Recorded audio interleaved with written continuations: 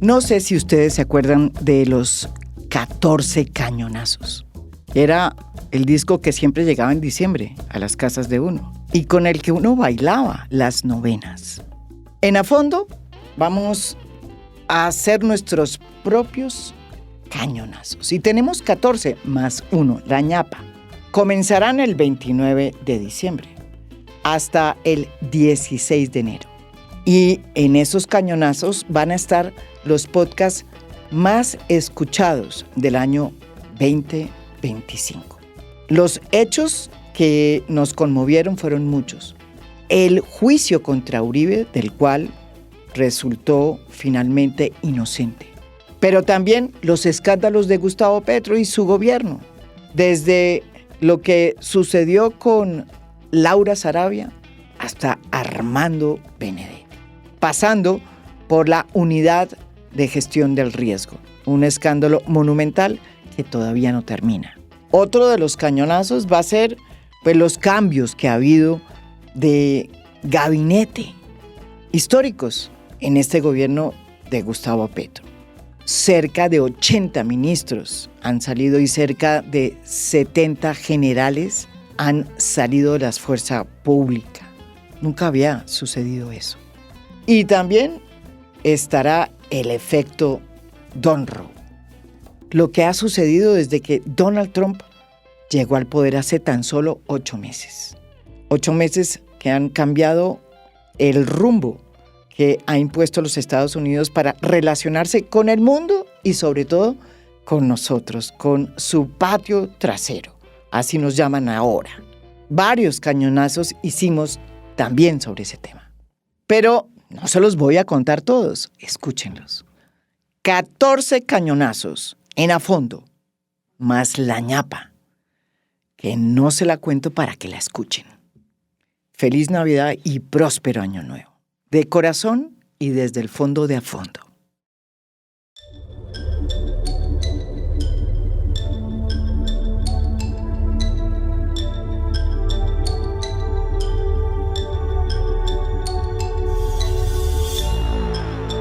La crisis que se desató entre Colombia y los Estados Unidos por cuenta de un trino desafortunado del presidente Gustavo Petro, hecho a las carreras a las 3 de la mañana del domingo 26 de enero, en el que desautorizaba el aterrizaje de 2 aviones militares norteamericanos que traían a colombianos deportados, con el argumento de que se les estaba dando un trato indigno, cosa que era evidentemente cierta porque muchos de ellos venían esposados y con grilletes.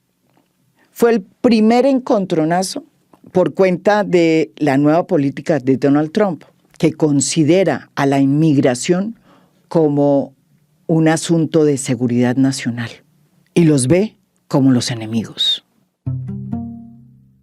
Lo sucedido fue más que un rifirrafe, porque teniendo razón, Gustavo Petro la jugó mal, le faltó tino para denunciar lo que evidentemente es un atropello que está cometiendo Donald Trump al considerar la inmigración como un asunto de seguridad nacional, cuando la migración y los migrantes fueron la base de ese crisol cultural sobre el que se erigió la sociedad actual norteamericana. También tiene razón Gustavo Petro cuando denuncia el trato indigno que están recibiendo los deportados. Vienen con grilletes, con las manos esposadas, como si fueran criminales. El gobierno de Brasil afirmó el martes que trabajará con Estados Unidos para garantizar que las deportaciones de ciudadanos brasileños cumplan requisitos mínimos de dignidad, tras quejarse por el trato dado por las autoridades estadounidenses a un contingente de 88 brasileños expulsados. El primer grupo de migrantes brasileños deportados durante el segundo mandato de Donald Trump llegó en un avión estadounidense en la noche del 25 de enero. Los repatriados se encontraban en Estados Unidos en situación irregular. Muchos de ellos dijeron que no les dieron agua, que los esposaron de pies y manos y que les impidieron usar el baño durante el viaje. Países como Brasil la jugaron mejor.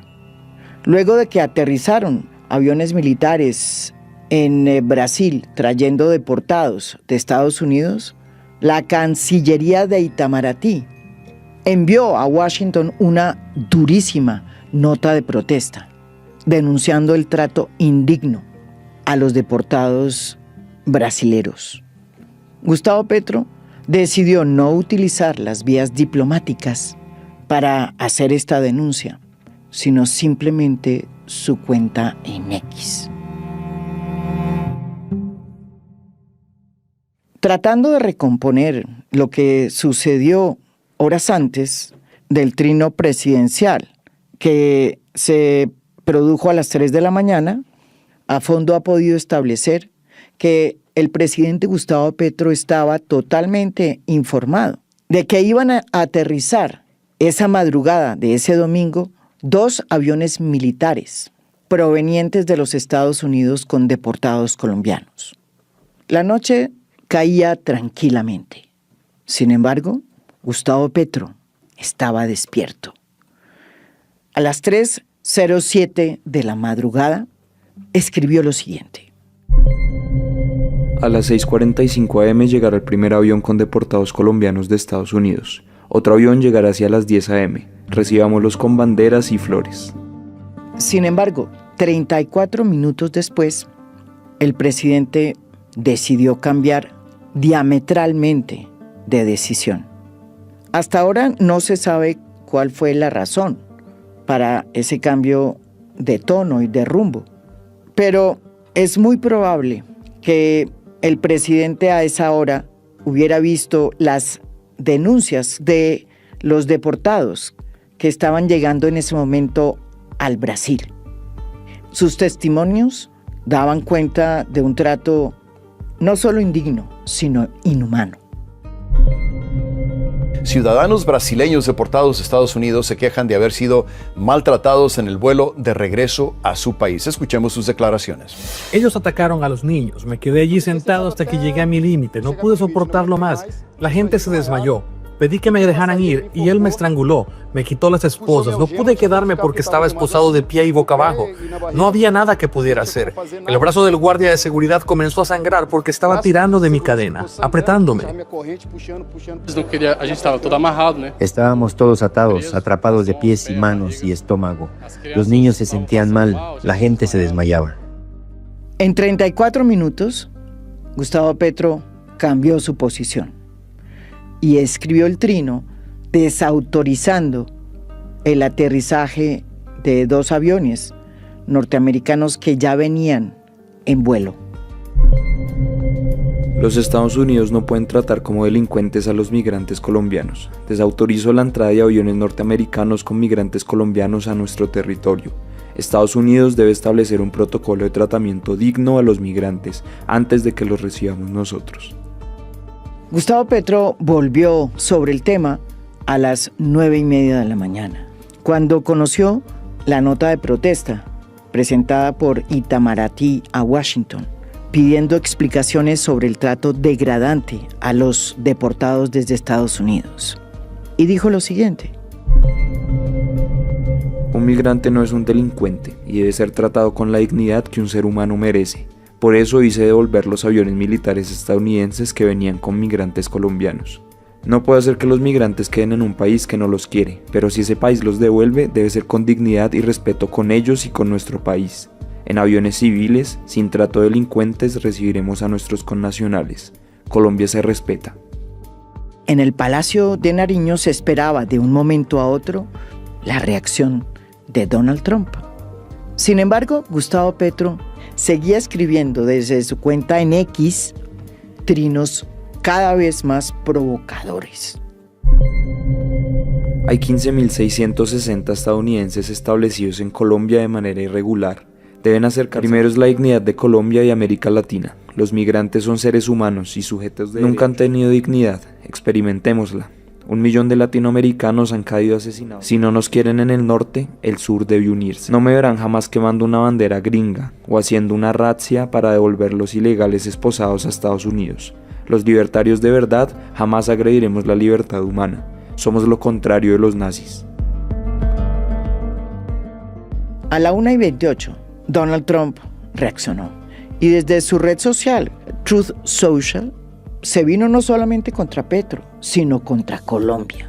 Y en una reacción totalmente desproporcionada que muestra el talante del poder de este presidente, prácticamente nos trató como si fuéramos un país enemigo. Me acaban de informar que 2 vuelos de repatriación de los Estados Unidos con un gran número de criminales ilegales no le fue permitido aterrizar en Colombia. Esta orden fue dada por el presidente socialista de Colombia, Gustavo Petro, quien ya es bastante impopular entre su gente.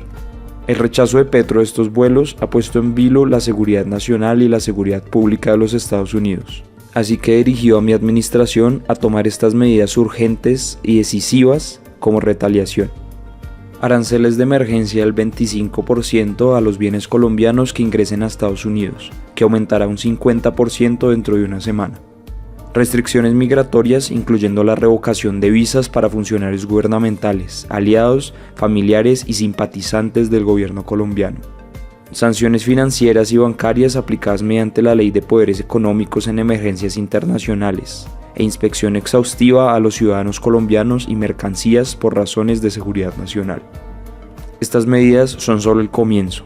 No le permitiremos al gobierno colombiano violar sus obligaciones legales con respecto a aceptar la devolución de criminales que ellos han metido forzadamente a los Estados Unidos. En las redes la discusión estaba a reventar. Los activistas de Petro impulsaban al presidente a que le declarara la guerra a Trump, mientras muchos empresarios y mucha ciudadanía y muchos políticos salían a pedirle calma para que bajaran las aguas, porque de por medio estaba el país y el trabajo de miles de colombianos. Estados Unidos sigue siendo hasta hoy el principal socio económico de Colombia. Y a pesar de que en la balanza comercial el superávit siempre está del lado de los Estados Unidos, Colombia tiene un margen muy importante de exportación hacia los Estados Unidos. En medio de esta tensión, Petro siguió con sus soliloquios. Y en medio de trinos delirantes que hablaban de que él era el último de los Buendía, de una estirpe de luchadores contra la tiranía, salió a doblar la apuesta de Donald Trump. Si él hablaba de subir los aranceles a 50, él también. La situación se fue escalando hasta tal punto que, evidentemente, todas las alarmas en el país empezaron a saltar. Y tuvo que hacer lo que era ya inevitable: reculó. Entrada ya la noche, se conoció un documento en el que se informaba a los colombianos que el gobierno colombiano, de común acuerdo con el gobierno de Estados Unidos, había firmado un documento de entendimiento para la traída de los deportados a Colombia y que este gobierno de Gustavo Petro se sometía a esos cánones. Hay muchos analistas que insisten en decir que aquí nada pasó y que lo que hubo fue un error del presidente y que cuando reculó, pues las cosas volvieron a ser iguales. Él se fue a dormir, dejó de trinar y el país siguió igual. Y las relaciones con Washington volvieron a ser las mismas de siempre, buenas. La realidad es que el tablero sí se movió, como nos lo va a explicar aquí en A Fondo Juan Tocatlián, profesor plenario de la Universidad Torcuato Di Tella de Buenos Aires. Juan es un experto internacionalista que conoce muy bien la relación bilateral que se ha venido construyendo por años entre Bogotá y Washington. Nadie niega que defender la dignidad de los deportados a Colombia no sea una lucha digna, que enaltece a un país y a un presidente. pero hay formas para hacerlo. Y en esta ocasión, las formas sí contaron.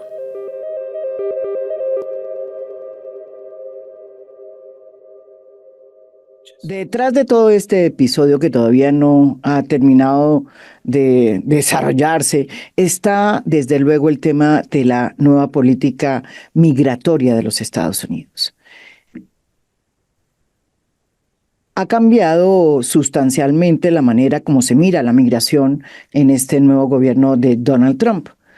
Y uno de los instrumentos nuevos tiene que ver con una resolución que ha sacado en la que queda muy claro que la migración o la inmigración, digámoslo así, se ha convertido en un elemento que atenta contra la seguridad nacional. Eso es un tema que desde luego es nuevo en el planteamiento de las políticas hacia la migración de los Estados Unidos con el gobierno de Donald Trump. Tenemos de invitado aquí en A Fondo al profesor Juan Tocatlián.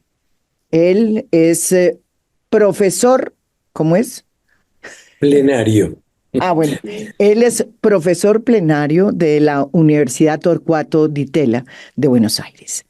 Bienvenido de nuevo y lo invitamos precisamente porque queremos, más allá de saber y de entender qué fue o cuáles son los efectos de la crisis que hubo con Colombia y Washington, entender de qué estamos hablando, por qué se suscitó esa crisis que desde luego tiene que ver con esta nueva percepción, de esta nueva visión sobre lo que significa la migración en Estados Unidos. Bienvenido, Juan. Gracias, María Jimena. Siempre es bueno entender antes que juzgar, y también es bueno entender para poder ponderar. Uh-huh. Y en ese sentido, si me permites, me gustaría empezar por el tema mismo de la migración. Uh-huh. Hay algunos elementos que son claves en esto. En primer lugar, y es fundamental entender esto, la migración no es un delito, es un derecho. Es un derecho que tienen las personas, ¿sí? Por otro lado, la migración no es una amenaza a la seguridad nacional, ni de Estados Unidos, ni de Europa, ni de los vecinos que tengamos, ni del mundo. Es una cuestión básicamente social, derivada de varios fenómenos, como la desigualdad, la injusticia, la falta de oportunidades, los gobiernos autoritarios. Entonces, la migración la abordamos como un fenómeno crítico, relevante, que necesita ser comprendido y abordado creativamente, o lo asumimos como un problema. Para Estados Unidos, básicamente, desde hace muchos años, se constituye en un problema mayor. Las fases en que esto fue evolucionando en Estados Unidos es muy importante entenderla.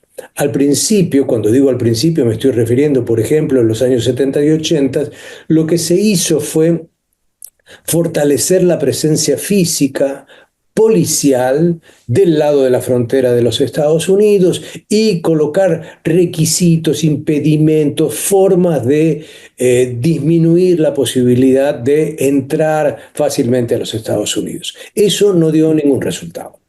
No dio ningún resultado, y entonces cuando llega George Bush, hijo, y se da la famosa guerra contra el terrorismo, ahí se incluye la migración como un fenómeno que puede ser utilizado inclusive por el terrorismo, y que por lo tanto hay que vallar, hay que poner un muro directamente en la frontera. Una frontera que tiene unos 3.000 kilómetros de extensión entre México y Estados Unidos, y ahí empieza un proceso en el cual van incrementándose las construcciones para impedir ya el ingreso directamente a los Estados Unidos. Eso también fracasa drásticamente.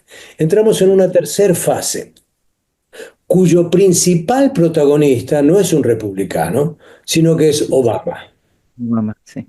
Esto es, la deportación de grandes números de personas se inicia con Obama.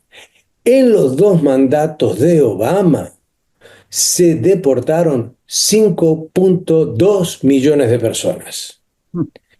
En el periodo que le correspondió a Donald Trump en su primer mandato, el total de, a pesar de que ya en ese momento había hecho una promesa de que iba a ampliar el muro, dicho sea de paso, construyó muy pocos kilómetros nuevos. En realidad lo que hizo fue mejorar la construcción de varios kilómetros que ya estaban muy deteriorados. Trump deporta, expulsa a 2 millones de personas. Y el mayor deportador, casi un deportador serial, podríamos llamarlo a Joe Biden. En un solo mandato, en uno solo, deportó a 4.6 millones de personas. En ese trayecto largo en el cual empezó la deportación, al principio de las deportaciones, en realidad era un número relativamente importante de personas que tenían algún caso con la justicia en Estados Unidos. Es decir, podía ser un delito menor, podía ser algo que lo llevara a una condición de reo, etcétera, etcétera.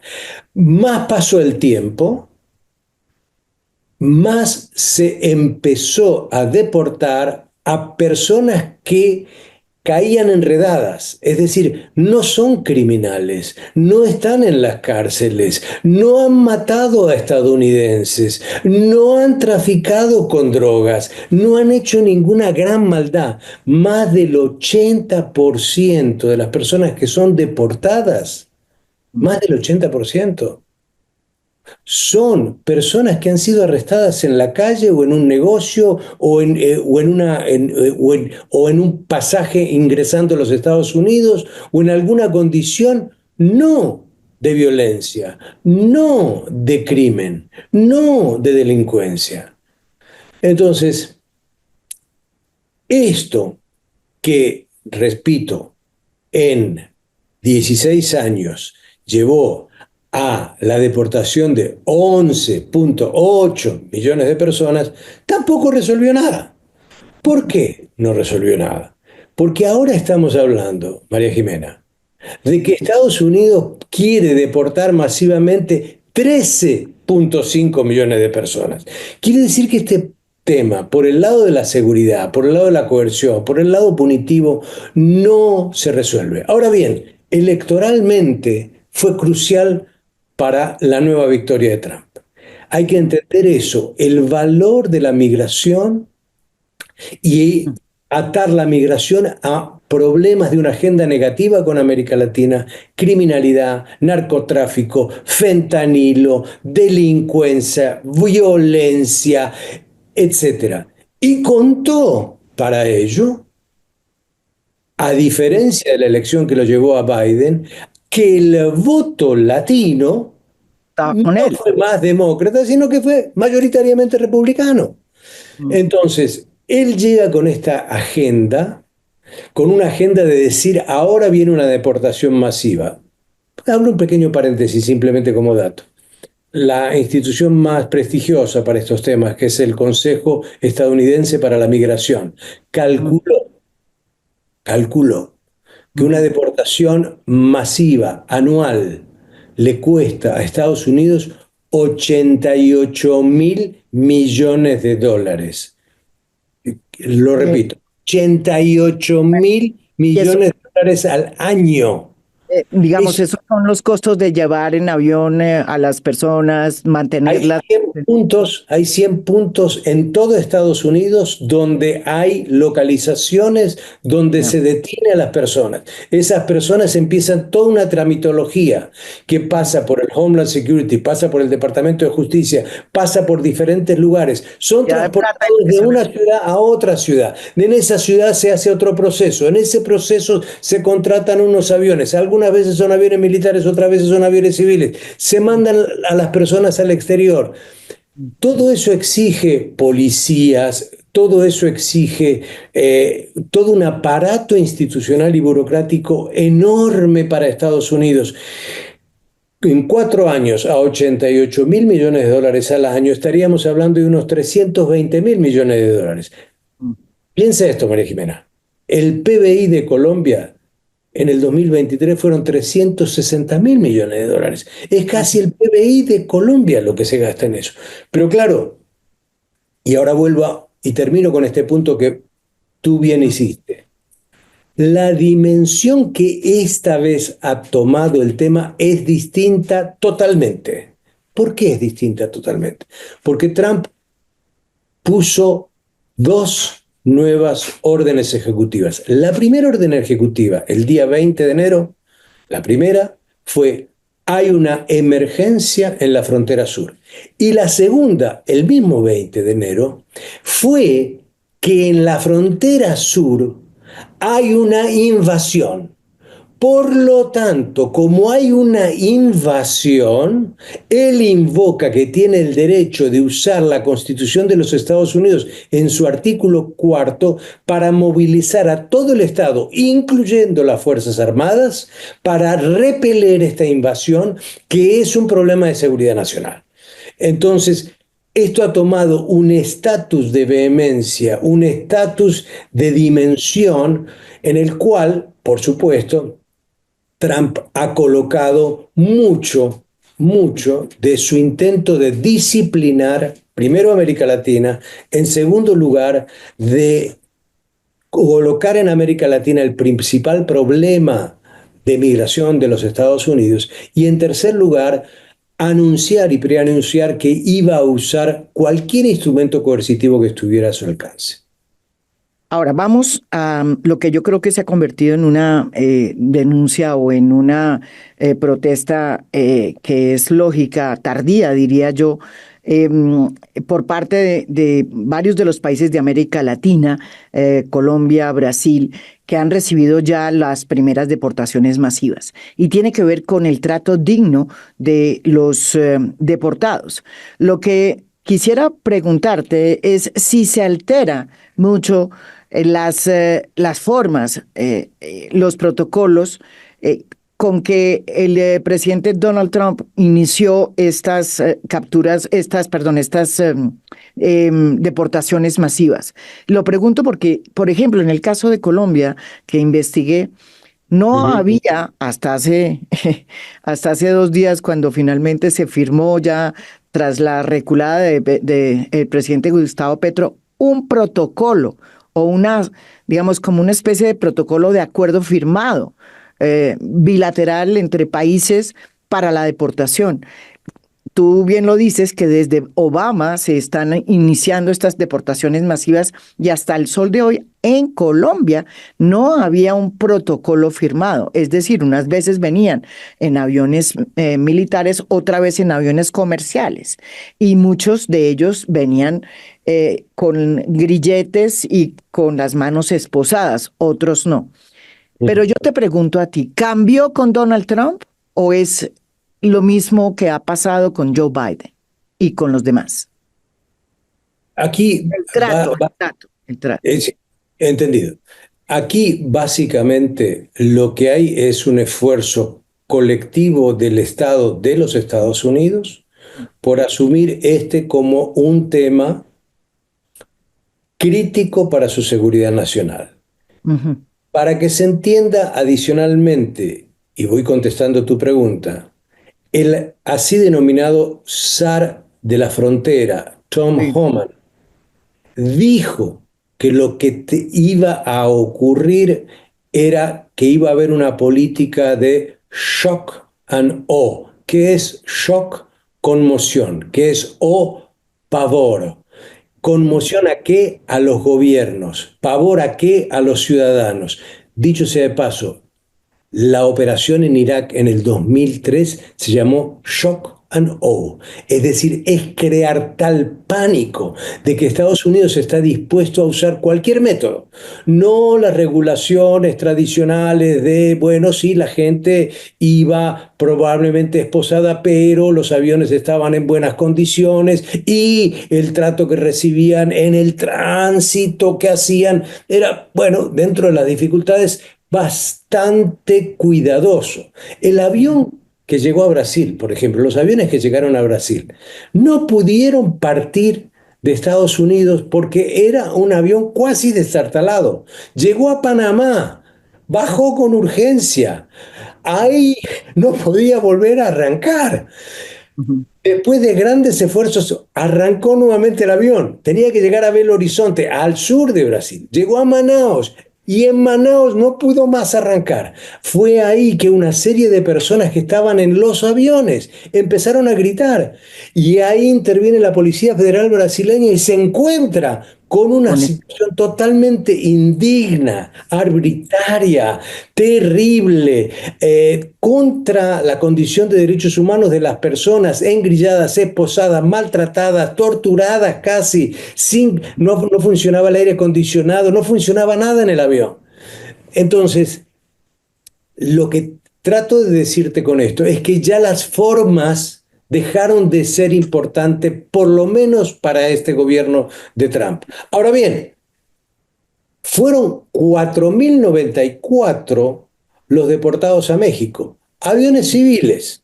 El trato no fue tan indigno, digamos, pero igualmente hubo abusos, claramente hubo abusos también ahí. En el caso de Colombia, que venía el avión y llegó el avión, de hecho, y tuvo que irse de vuelta, evidentemente estaban en condiciones de indignidad las personas. Ahora bien, los modos en que cada uno de los países tramitó esto refleja, me parece a mí, distancias muy importantes, entender de que este tema, en parte, si se limita o si se logra poner algún conjunto de denuncias, algún conjunto de exigencias de nuevas prácticas, va a pasar en parte por lo que haga la sociedad estadounidense. Si la sociedad estadounidense es impávida frente a esto y le importa un carajo que vaya la gente como vaya, van a seguir mandándola de cualquier manera, con aviones militares o civiles. A eso los países deben tener en cuenta sus estrategias de largo plazo frente a Estados Unidos. ¿Para qué entrar en una situación de retaliación donde en la primera semana de gobierno, si Trump mostraba debilidad, era el fin de su política en materia migratoria? Entonces Colombia inadvertidamente se convirtió en algo, en alguien, un presidente, un país, en alguien a disciplinar, a mostrarle. Los mexicanos que hicieron, dijeron, vamos a trabajar este tema en una nueva comisión bilateral. Los brasileños que hicieron, Itamaraty, la Cancillería, se manifestó críticamente y Lula elevó el tono de eso. ¿Qué hizo Colombia? ¿Qué hizo Petro? Frente a este prepotente, frente a este matón que es Trump, bueno, le salió una desmesura, porque ¿para qué entrar en esa polémica con este personaje que además estaba dispuesto a duplicar la apuesta permanentemente? Ah, 25 te voy a poner, sí, 25 de arancel. Y si en una semana no me resolves esto, te lo llevo a 50. Y después, ¿qué más? No entran ciudadanos. Y después, ¿qué más? Te cierro las visas. Y después, ¿qué más? Después voy a decidir yo. Entonces, quedó Colombia y el presidente, me parece, atrapado en una situación donde, ok, perfecto, critique la indignidad de esto, pero se necesita la diplomacia, se necesita el tacto, se necesita la actitud de bajar las tensiones bilaterales, porque si no gana Trump. Eso es lo que a él le gusta. encontrar este tipo de personas y de países en los cuales puede decir, si me incumplen, yo duplico la apuesta. Entonces, a mí me parece Es que que es como cuando un matón es desafiado, como cuando un matón de barrio es desafiado. Y el que exacto, entonces uno tiene que ir. Había un gran guerrero, ¿no? En la historia de la humanidad hubo un gran guerrero que se llamaba Aníbal. Aníbal sabía que tenía debilidad frente al poderío de los romanos. Entonces, los romanos siempre iban en batalla al frente, totalmente al frente. Iban en cuadrillas que iban avanzando y numerosísimas. Aníbal tenía menos hombres, ¿sí? Muchos menos hombres. Entonces él se imaginó una estrategia, frente a los romanos al menos, que le dio muchos resultados. Primero se enfrenta cara a cara y luego sus fuerzas se van desplegando hacia los costados. Los romanos avanzan hacia él y hacia sus fuerzas, y él por los flancos empieza a atacar a los romanos. Bueno, con una condición de menor número de soldados, Aníbal ganaba la guerra. ¿Por qué? Porque iba por los flancos, iba por los costados.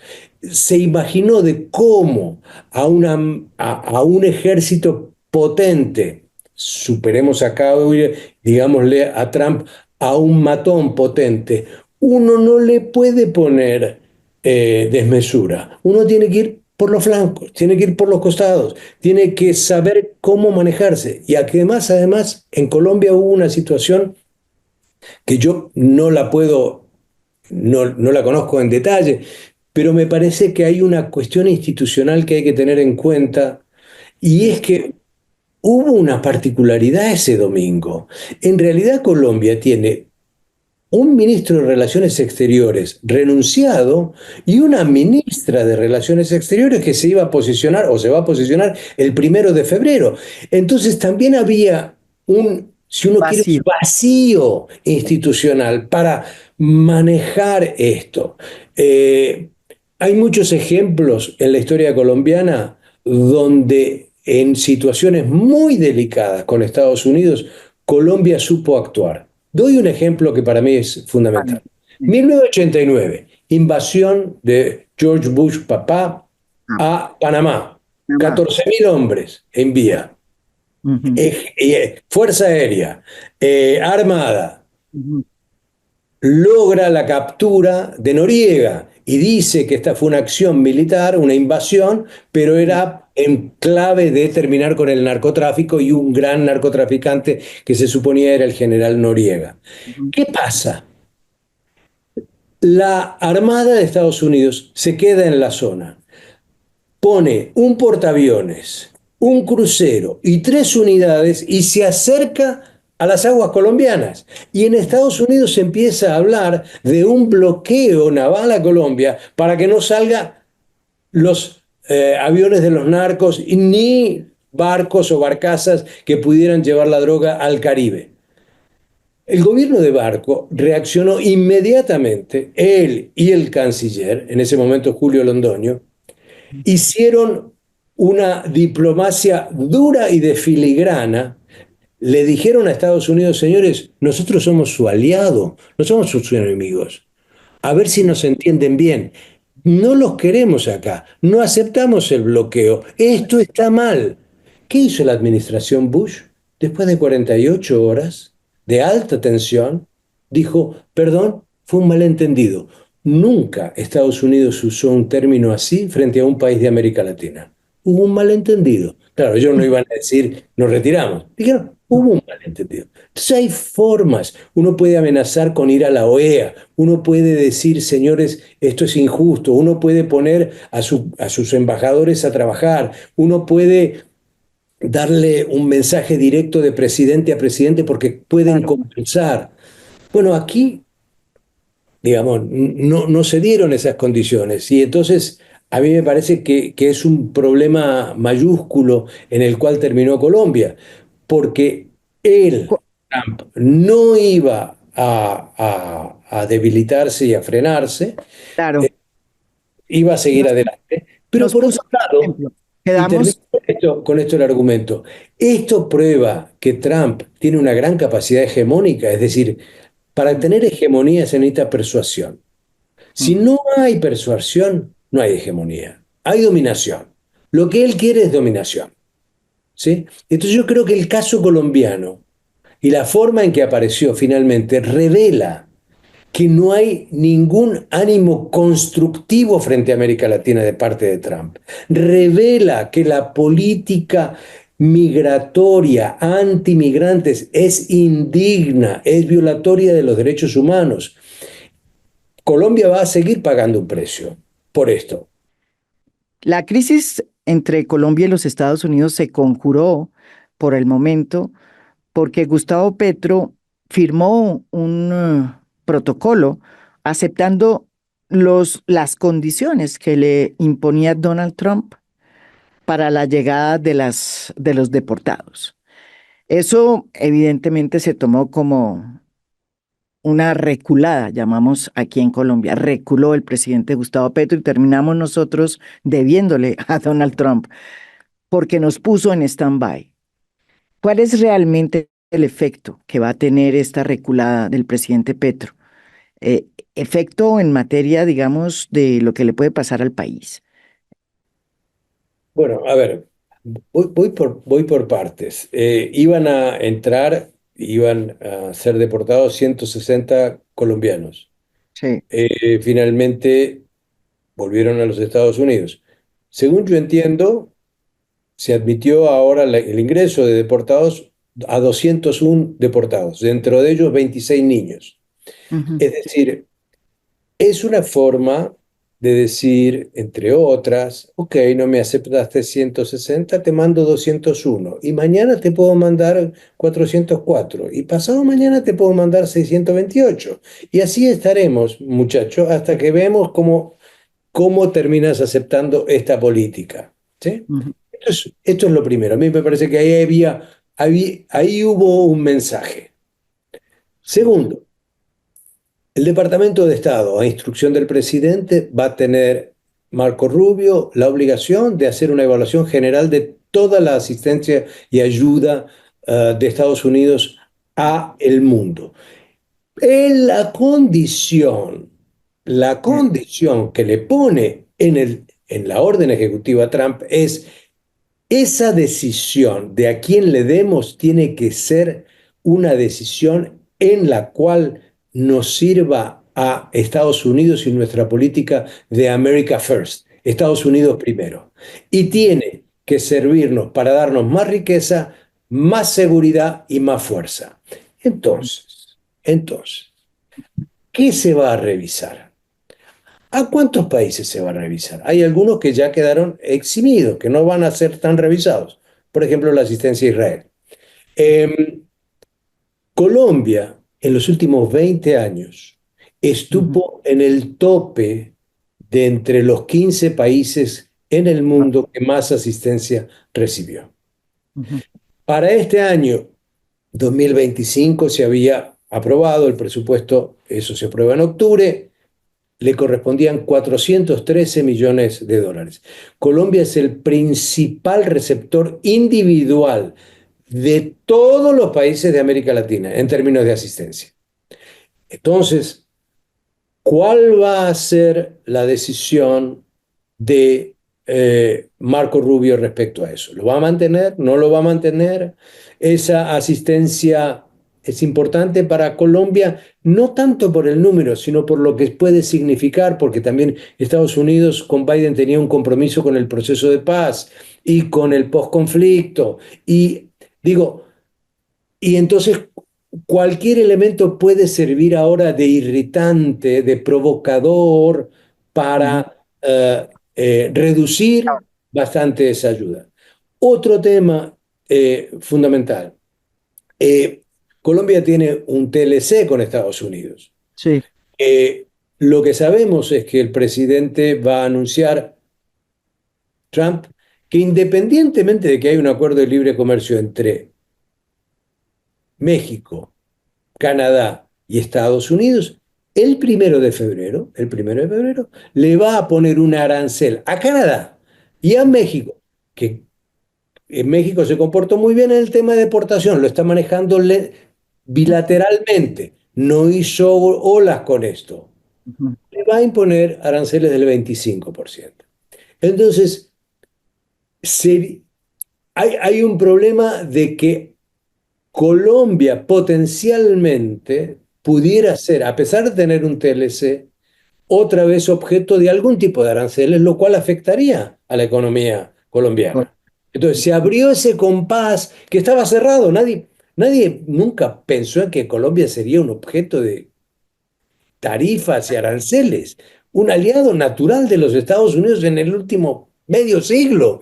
El Sí, país que más ha seguido a Estados Unidos en temas exacto, respice polum, hemos sido totalmente, entonces, digamos, ¿cómo aparece ahora el país como potencialmente eh, referente para aranceles? No digo que vaya a ocurrir, lo que digo es que se abrió también esa caja de Pandora, ¿sí? Ujú. El trato de los colombianos en Estados Unidos, esto no es menor.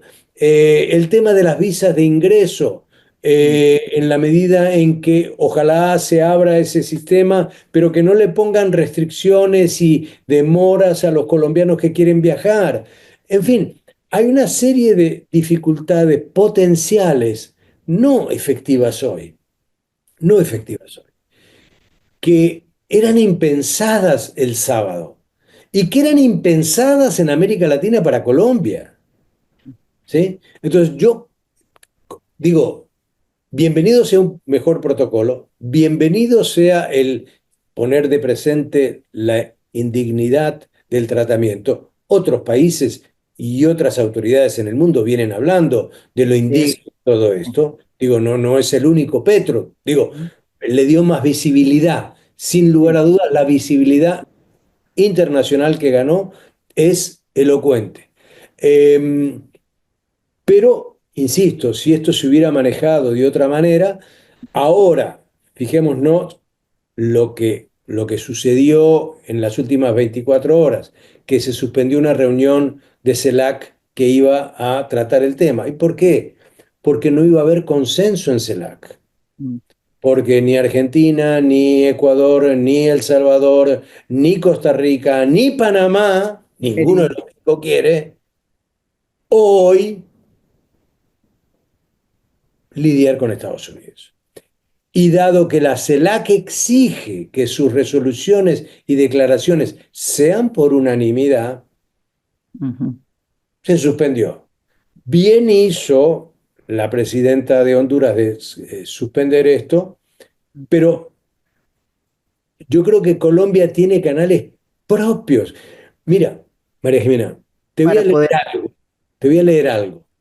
Ujú. Esto se dijo en mayo del año pasado a raíz de la 11ª reunión de alto nivel entre Colombia y Estados Unidos, es decir, altas figuras de los dos países, Se re- funcionarios claves de los dos países se reúnen. Colombia tiene ese estatus de un grupo de alto nivel que no tienen muchos países de América Latina. Que no tienen muchos países de América Latina. Hay que ir a México, hay que ir a Brasil, hay que ir a los pesos pesados de la región para que esto ocurra.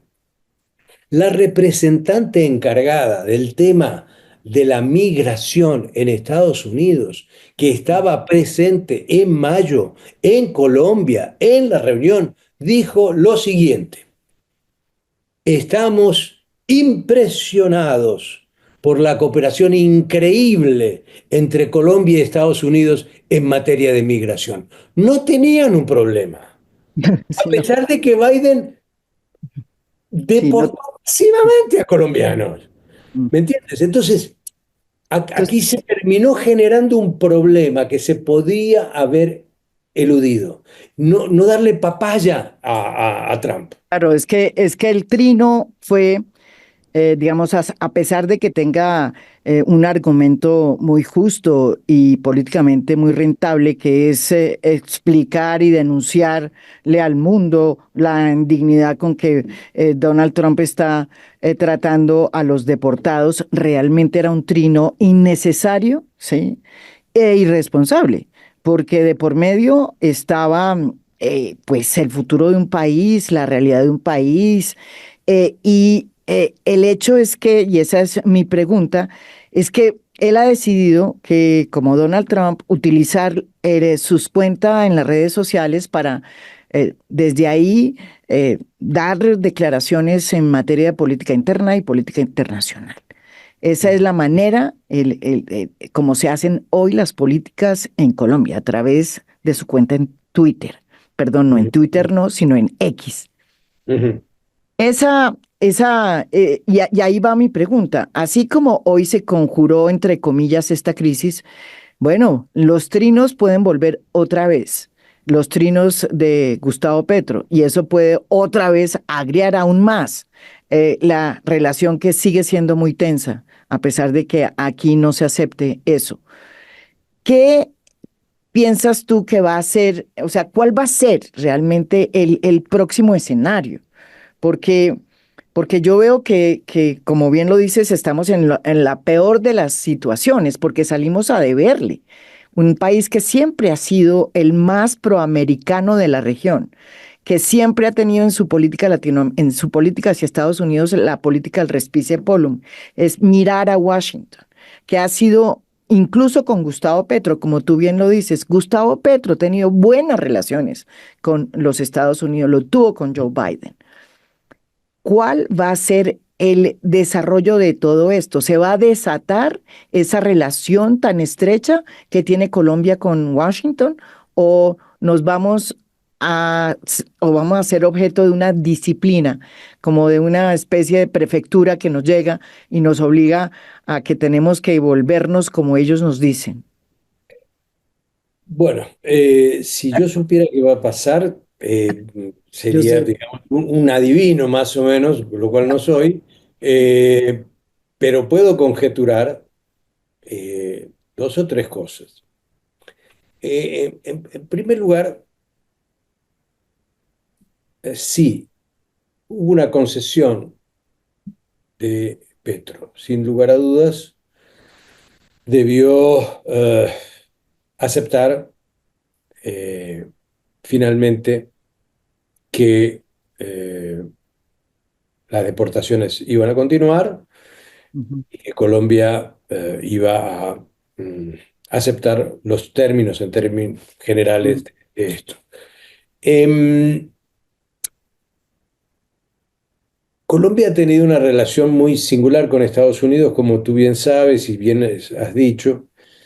Yo quiero recordar otras concesiones, así como dije otras situaciones en las cuales el país, nombré el incidente del bloqueo marítimo como una forma ujú, muy sofisticada de manejar la relación y de manejar una relación a base de presión militar. No era cualquier presión, militar. ujú, Eh, yo recuerdo que por la Constitución del 91, en su artículo 35, se colocó la no extradición de nacionales. ujú, Recuerdo después que llegó el gobierno de Ernesto Samper. Recuerdo después que Colombia fue dos veces desertificada en su cooperación en materia de drogas. Recuerdo muy bien que, si no me equivoco, en el año 96 se le quitó la visa de ingreso al expresidente Samper. Pero también recuerdo muy bien que en el año 97, en la primera reforma que sufre la Constitución de Colombia, se reinstala la extradición. Es decir, fue de otra manera, pero fue no por ser uno aliado de los Estados Unidos la tiene fácil con Estados Unidos. Estados Unidos te presiona, te chantajea, te amenaza con retaliación, te pone obstáculos, aún a los más cercanos, ¿sí? Y se los pone también, y con más dureza, sin lugar a dudas, a los más distantes. ujú, Entonces, a mí me gusta ver esto en el mediano plazo, a ver qué va a pasar en el mediano plazo, qué efecto tiene esto en la relación más bien de mediano plazo. ujú, Si esto crea un antecedente del cual no hay retroceso, yo creo que el embajador que venga de Estados Unidos, alguien de Florida, dicho sea de paso, poco conocedor de América Latina y menos aún de Colombia, va a dar una primer pintura de todo esto. Hay que ver el resultado del periplo de Marco Rubio por Centroamérica y Panamá. Este es otro elemento. Hay que ver la burocracia general de Estados Unidos. Yo miraría no solamente al secretario de Estado, sino al consejero de Seguridad Nacional y al SAR Migración. fronterizo, como personajes claves. Yo diría que es un tiempo de, como cuando uno juega al fútbol, parar la pelota y decir, momento, aquí se necesita cabeza fría. Daniel García Peña debe hacer un buen trabajo en Washington. Laura Sarabia, como nueva ministra, debe juntar el mejor talento y la mejor gente, la más profesional para manejar esta relación. Una Hay persona que, que tampoco tiene ninguna experiencia en la diplomacia, ¿no? No la conoce. bueno, digo, Colombia ha tenido tantos ministros y ministras de Relaciones Exteriores sin experiencia que, digamos, caerle a ella más que a otros, yo, No, no, no. digamos, Hay que la caerle lista igual. que uno podría hacer es muy larga. Le hemos Pero caído igual a todos los demás, sí. Eh, el, aquí me parece que hay que hacer un grupo, una suerte de grupo de tarea, de seguir este tema muy especialmente, de buscar los lazos con congresistas. Los congresistas de Estados Unidos, republicanos y demócratas, siempre han sido muy generosos en la apropiación de recursos para Colombia en el Congreso. Hay un consenso, hay un consenso entre los republicanos y demócratas porque así se hizo la política de aproximación bilateral.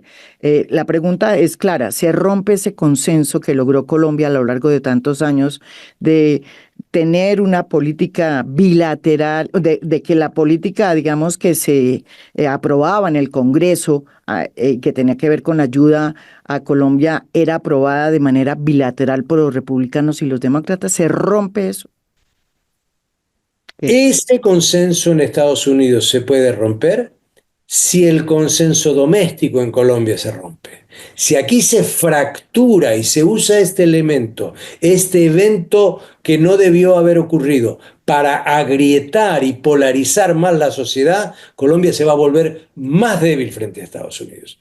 Acá lo que se necesita es también paños fríos entre el gobierno y la oposición. Se necesitan mentes menos calenturientas. Se necesita entender que van a tener que lidiar con una persona que va a seguir en esta línea hasta que se encuentre con algo de frente y choque. Y ojalá que no sea chocando con Colombia, que choque con otro, que choque con Rusia o con China, con lo que quiera. Pero a mí me parece que mucho del consenso que Colombia puede generar en Estados Unidos depende de cuánto consenso tenga internamente. Si aquí hay una fractura y si usan todos estos elementos, insisto, que no debieron haber sucedido, pero que tampoco podemos ponerla en el panteón de los errores totales, Sí. bueno, ver cómo se aminora, cómo se modera, cómo se reduce la tensión con Estados Unidos y cómo se generan nuevos canales o mejores canales.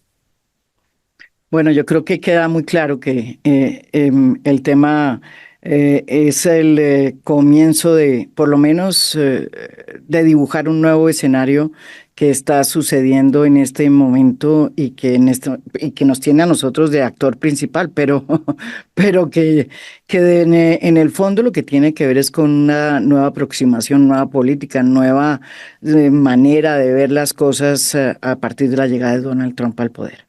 Sin duda, Muchísimas. te pongo una comparación para que se entienda que esto muchas veces no depende de los países de América Latina. El principal socio comercial de Estados Unidos en el año 2023 no fue China, fue México. 807.000 millones de dólares se intercambian entre estadounidenses y mexicanos. El principal país donde los estadounidenses tienen más inversiones no es Brasil, no es Argentina, no es Colombia, no son todos esos países juntos. En México, 130.000 millones de dólares. El país que aceptó por ahora, con cuidado, Claudia Sheinbaum, este ingreso de 4.000 deportados, fue México. Y sin embargo, el 1 de febrero le van a imponer 25% aranceles. Entonces hay que mirar más a Estados Unidos y hay que tratar de trabajar más y mejor en la región, en lo que se pueda converger en la región y usar más los mecanismos del derecho internacional, usar a la Comisión de Derechos Humanos, a la Corte Interamericana de Derechos Humanos. Hay un montón de recursos jurídicos en la Organización Internacional de Migración para denunciar, para impugnar esta política, pero hay que hacerlo de una manera bien amplia, bien consensual, con otros pares latinoamericanos. Si no, si Colombia se queda sola, va a padecer a Trump.